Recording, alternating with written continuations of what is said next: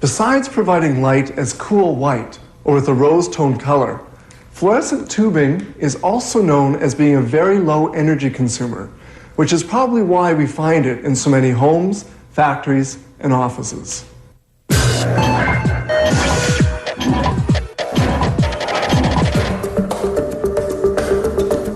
Once the only source of light was the flame of fire in the forms of torch, candle, and oil lamp. It remained so right up until the 19th century, when gaslight made its first appearance around 1840. Almost 40 years later, Thomas Edison invented his famous incandescent light bulb. In 1909, the Frenchman Georges Claude developed the fluorescent tube, a light remaining unaltered to this very day.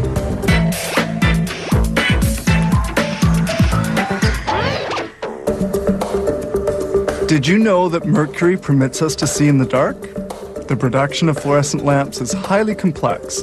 The fabrication process starts with glass tubes that have been meticulously cleaned with warm water to remove dirt and impurities.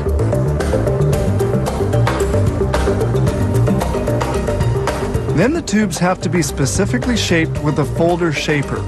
They're heated for 30 seconds, then quickly curved using a template.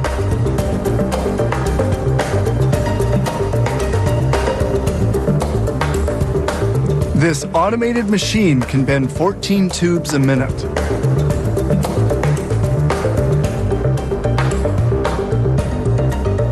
The bent tubes go into the coating chamber, where a thin coat of phosphorus is applied to their inner surfaces. It's phosphorus which produces light by transforming ultraviolet generated by the ionization of mercury. Then the surplus phosphorus is removed from the ends of the tube to facilitate sealing them. They now move to the electrical components.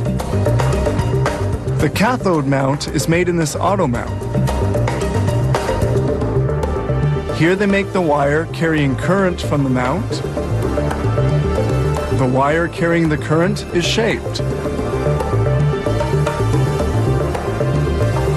And here the wire is heated. This prepares it for the next step because it's essential to prevent the cathode coating from spreading to the prongs. The filaments are inserted into their mounts. The emissive substance plays a crucial role. When heated, it emits electrons which participate in producing light. The emissive substance is actually this liquid, and the wiring mount is transferred from the auto mount to the sealing machine. At this stage, the wiring mount and the glass tube are finally joined. Sealing is done at a very high temperature.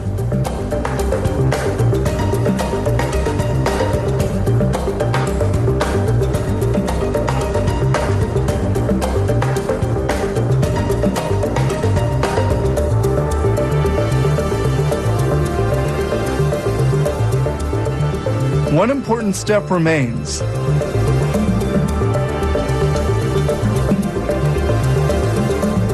This is where the glass tube is emptied of air and filled with gas.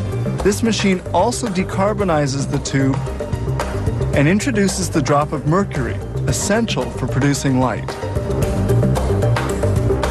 Once the very tiny drop of mercury is injected into the tube, the production process for making the fluorescent lamp is now nearing completion.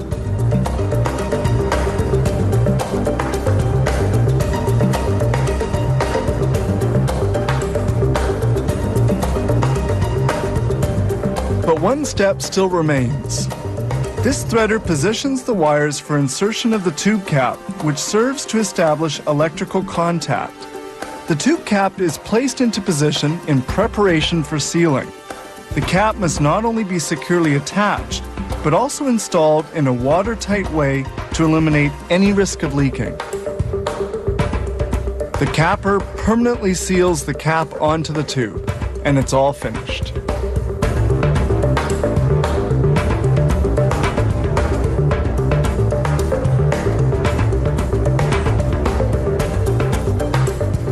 Each lamp is tested on a large testing wheel to verify its quality and good functioning.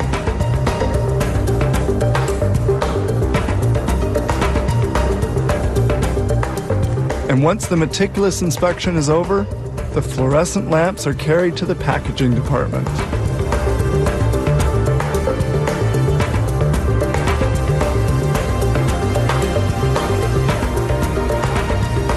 A robotic machine handles the lamps and places them into the packages. The glass tubes have now become fluorescent lamps.